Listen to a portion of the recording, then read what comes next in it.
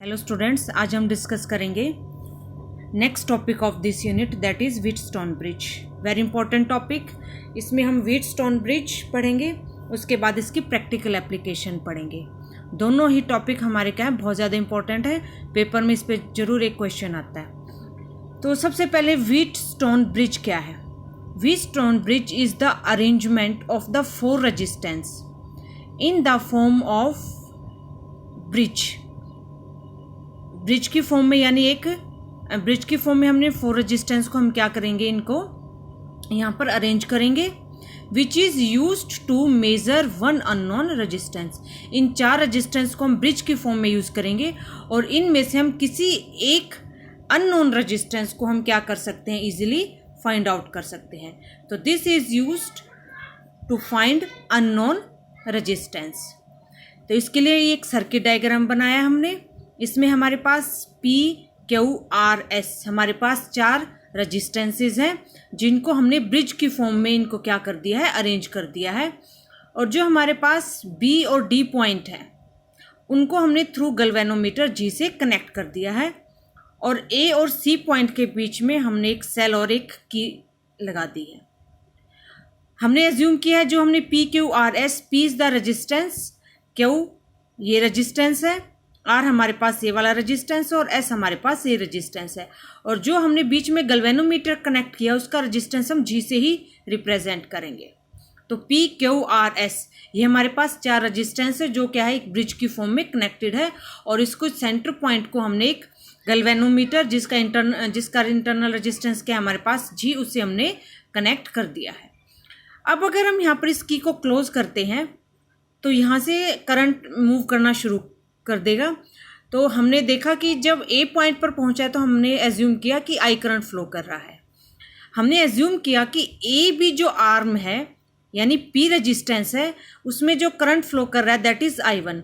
यहाँ पर हमने क्या यूज किया है, किरचॉफ्स फर्स्ट रूल, यानी करंट डिवीजन हम यहाँ पर यूज करेंगे। अगर I1 करंट इधर गया तो हमारे पास जो AD हमारे पास आर्म है, यानी जो R रेजिस्टेंस है, वहाँ पर कितना करंट फ्लो करेगा, I माइनस I1। यहाँ पर मैं फिर से बता रही हूँ, किरचॉफ्स फर्स्ट रूल हमने यहाँ पर अप्लाई किया है, जिसमें हमने करंट को हमने क्या किया, डिस्ट्रीब्यूट किया। अगर I1 करंट इधर गया तो बाकी का जो करंट बच गया I माइनस I1, वो रेजिस्टेंस R के थ्रू जाएगा। जब हम B पॉइंट पर पहुँचेंगे तो हमारे पास यहाँ से करंट क्या आ रहा है, I1 करंट हमारा पीछे से आ रहा है। तो हमने एज्यूम कर लिया कि जो हमारे पास गैल्वेनोमीटर आर्म है BD, इसमें एक हमारे पास करंट गया है IG। तो I1 करंट इधर से आया और जो IG करंट है वो इस डायरेक्शन में चला गया। तो हमारे पास BC आर्म में करंट कितना बचेगा, I1 माइनस में G, क्योंकि हमारे पास जो I1 करंट आ रहा है और IG इस डायरेक्शन में चला गया, तो कितना करंट बच गया, I1 माइनस में IG। हम हर आर्म के अंदर या हर रेजिस्टेंस के अंदर किरचॉफ्स फर्स्ट रूल अप्लाई करके यहाँ पर हम क्या निकाल रहे हैं, करंट निकाल रहे हैं। अब हम D पॉइंट पर देखते हैं। तो इस डायरेक्शन में करंट आ रहा है हमारे पास I माइनस में I1, और इस डायरेक्शन से करंट आ रहा है हमारे पास IG। तो D पॉइंट पर जो हमारे पास दोनों करंट आ रहे हैं वो आपस में ऐड होंगे तो I माइनस में I1 के अंदर IG करंट ऐड हो जाएगा। तो ये हमारे पास करंट फ्लो करेगा थ्रू द रेजिस्टेंस S। फिर से देखो, IG करंट यहाँ से आया, I माइनस I1 करंट यहाँ से आया। तो ये दोनों करंट, क्योंकि जो हमारे पास करंट आ रहे हैं वो पॉजिटिव लेके चलते हैं और जो करंट यहाँ से लीव करेंगे वो नेगेटिव। तो दोनों तरफ से करंट आए तो ऐड होने के बाद हमारे पास आ जाएगा I माइनस I1 प्लस में IG। अब अगर हम C पॉइंट पर देखें तो इस डायरेक्शन में जो करंट आ रहा है हमारे पास I1 माइनस में IG, और इस डायरेक्शन में करंट आ रहा है हमारे पास I minus I1 plus IG। तो यहाँ पर जो करंट होगा, अगर दोनों करंट को ऐड करते हैं तो पहले मैं ऊपर वाला लेती हूँ I माइनस I1 माइनस में IG। फिर जो नीचे करंट है हमारे पास plus I minus I1 plus IG, ये करंट हमने ऐड कर दिया। तो यहाँ से देखें तो I1 से हमारे पास I1 कैंसिल, पॉजिटिव नेगेटिव ये कैंसिल, तो क्या बच गया हमारे पास करंट I। इट मीन्स यहाँ पर C से जो करंट निकलेगा वो वापस क्या बच गया, हमारे पास I करंट बच गया। तो ये हमने यहाँ पर सारा करंट डिवीजन यूज किया है। नेक्स्ट जो यहाँ पर बहुत important, what is the balancing condition.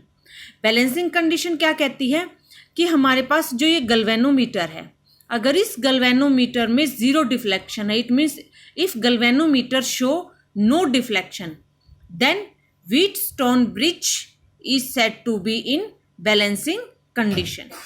अगर इस गैल्वेनोमीटर के अंदर हमारे पास करंट जीरो है, जो हमने सेंटर में गैल्वेनोमीटर लगाया, अगर इसके अंदर करंट जीरो है, in that case Wheatstone bridge is said to be balanced, then the ratio of the resistance यानी P by Q it must be equal to R by S। तो balancing condition क्या है, अगर हमने चार resistance को इस तरह से अगर हमने ब्रिज के फॉर्म में कनेक्ट किया है और जो सेंट्रल वायर है इसमें अगर करंट जीरो होगा तो P बाई Q की रेशियो और R बाई S की रेशियो हमारे पास इक्वल होगी। और इसी को हम क्या कहते हैं, इसी बैलेंसिंग कंडीशन को क्या कहते हैं, व्हीटस्टोन ब्रिज प्रिंसिपल।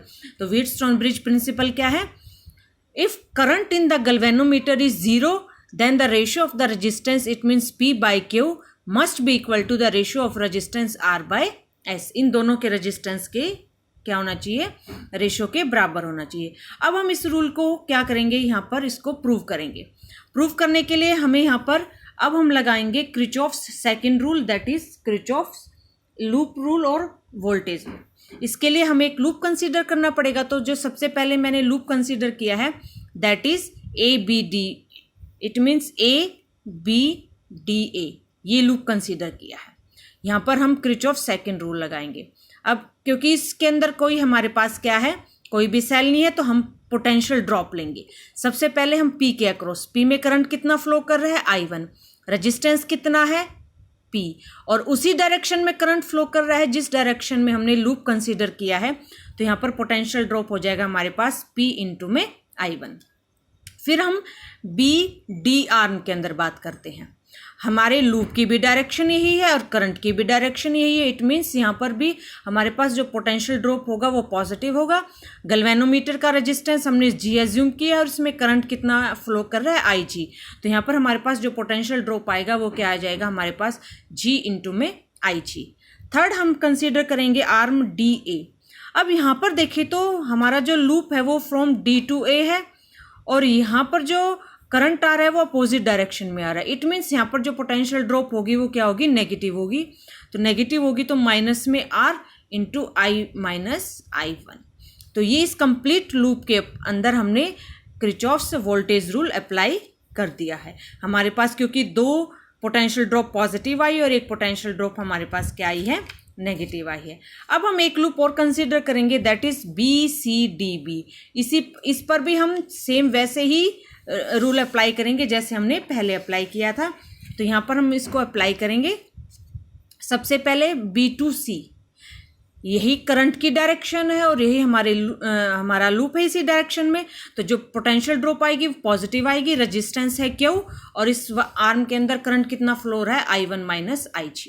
लेकिन अगर मैं CD की बात करती हूँ, CD, अब लूप कहाँ है, फ्रॉम C टू D, लेकिन करंट क्या आ रहा है, इससे अपोजिट डायरेक्शन में आ रहा है। तो जो हमारे पास रेजिस्टेंस है that is S, I minus I1 plus IG। तो हमारे पास जो पोटेंशियल ड्रॉप है वो कैसे आएगी, नेगेटिव आएगी। Now from D to B, अगर हम D से B में बात करें तो वो भी नेगेटिव है क्योंकि हम जा रहे हैं फ्रॉम D टू B और करंट क्या है हमारे पास, अपोजिट डायरेक्शन में। तो that potential drop is also negative, minus में G इंटू में IG। अब हम बैलेंसिंग कंडीशन देखते हैं। हमारे पास बैलेंसिंग कंडीशन क्या थी कि जो ये गैल्वेनोमीटर इसके अंदर करंट जीरो होना चाहिए। It means IG must be zero. अगर हम IG की वैल्यू जीरो पुट करते हैं तो हमारे पास जो इक्वेशन 1 थी वो क्या हो जाएगी, हमने IG की वैल्यू जीरो पुट कर दी तो P इंटू में I1, ये टर्म जीरो, माइनस में R इंटू में I माइनस में I1 is equal to zero. मैंने बैलेंसिंग कंडीशन के लिए क्या किया है, IG की वैल्यू जीरो पुट कर दी है। तो हमारे पास ये इक्वेशन आ जाएगी, इसमें IG की वैल्यू हमने जीरो पुट कर दी है। अब हमने ये टर्म उधर ले गए तो नेगेटिव थी तो पॉजिटिव बन जाएगी, इक्वेशन 3 बन गई।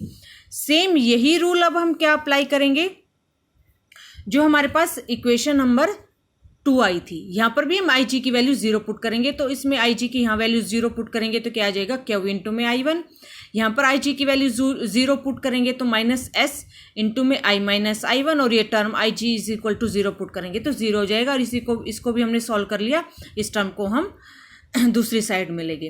अब इक्वेशन 3 और 4 को अगर हम डिवाइड करते हैं, डिवाइडिंग इक्वेशन 3 एंड 4, तो यहाँ से क्या आएगा हमारे पास I1 से I1 कैंसिल, हमारे पास क्या बच जाएगा P/Q। और इस साइड देखें तो I माइनस I1 से और I माइनस I1 से ये भी दोनों कैंसिल, तो क्या बच जाएगा हमारे पास R/S। तो यानी इक्वेशन 3 और 4 को अगर हम डिवाइड करते तो हमारे पास जो बैलेंसिंग कंडीशन आती है that is P/Q is equal to R/S। और इस मेथड को हम क्या कहते हैं, नल मेथड, क्योंकि यहाँ पर जो गैल्वेनोमीटर है उसकी रीडिंग क्या आने, उसकी डिफ्लेक्शन क्या आनी चाहिए, 0। तो ये हमारे पास बैलेंसिंग कंडीशन आई है कि अगर गैल्वेनोमीटर में, यानी अगर IG की वैल्यू हमारे पास गैल्वेनोमीटर करंट अगर 0 है, in that case the ratio of the resistance P/Q that is equal to R/S। Now what is the practical application, this is very important paper में, क्योंकि हमारे पास प्रैक्टिकल एप्लीकेशन दो ही है, एक व्हीटस्टोन ब्रिज की और इससे हम नेक्स्ट टॉपिक में पढ़ेंगे एक पोटेंशियोमीटर की। इन दोनों में से एक क्वेश्चन 100% पेपर में आता है। तो सबसे पहले हम पढ़ेंगे slide metre bridge, that is हमारे पास slide wire bridge that is metre bridge. This is the practical application of the Wheatstone bridge. ये हमारे पास practical application to find unknown resistance. इसके लिए आपको सर्किट डायग्राम बहुत ध्यान से याद करना पड़ेगा। इसके लिए हमारे पास क्या, ये मेटल स्ट्रिप्स हैं, ये हमारे पास जो मैंने इस तरह से कर रखे हैं, यहाँ पर मेटल स्ट्रिप्स लगी हुई हैं और इन मेटल स्ट्रिप्स में इस दो एंड पर एक वायर मैग्नेट की लगी हुई है फ्रॉम A to B। यहाँ पर इस वायर को टाइट किया गया है और इस वायर के साथ यहाँ पर क्या लगा हुआ है हमारे पास एक स्केल जो 100 सेंटीमीटर यानी 1 मीटर का है। इधर 0 है और इधर क्या है हमारे पास 100 और ये स्केल इसके साथ ही लगा हुआ है।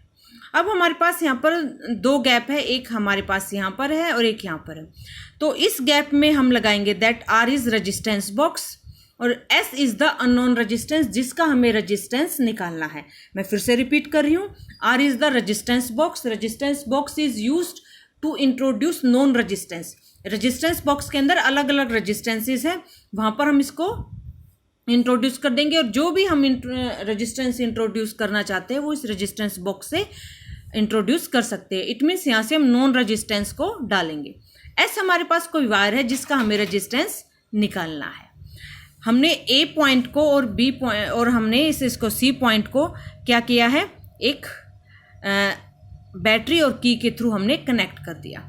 अब जो हमारे पास सेंटर पॉइंट डी है, यहाँ से हमने गैल्वेनोमीटर के थ्रू यहाँ पर क्या है जॉकी, उससे हमने कनेक्ट किया। This galvanometer use to find the null point, यानी हम इस गैल्वेनोमीटर और यहाँ जॉकी है, जो कि हमारे पास जो इस वायर को हम टच करते रहेंगे, हम टच करके देखते रहेंगे। जहाँ पर गैल्वेनोमीटर की रीडिंग 0 आ गई इट मीन्स वो पॉइंट हमारे पास क्या आ जाएगा, नल पॉइंट। इसलिए इसको नल मेथड कहते हैं, यानी गैल्वेनोमीटर की डिफ्लेक्शन क्या आनी चाहिए, नल डिफ्लेक्शन।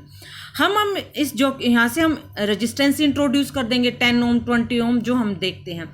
इस वायर का हमें रेजिस्टेंस निकालना है, तो हम इस गैल्वेनोमीटर को इस जॉकी के थ्रू इस वायर पर अलग अलग जगह पर टच करवाते रहेंगे जहाँ पर हमारे पास गैल्वेनोमीटर की रीडिंग 0 ना आ जाए। तो टच करते रहेंगे, जहाँ पर 0 आ गई वो हमारे पास क्या आ जाएगा, नल पॉइंट आ जाएगा। और नल पॉइंट आ गया तो हम उस लेंथ को यहाँ, क्योंकि मीटर स्केल साथ लगा हुआ है, उस लेंथ को हम मेज़र कर लेंगे, दैट इज़ L।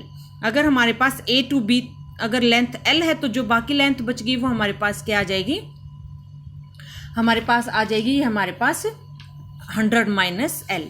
अगर हम इस चीज़ को जो व्हीटस्टोन ब्रिज है उसके अगर हम जो हमने सर्किट डायग्राम पढ़ा था उससे अगर हम कंपेयर करें तो सेम एज इट इज़ हमारे पास बनेगा।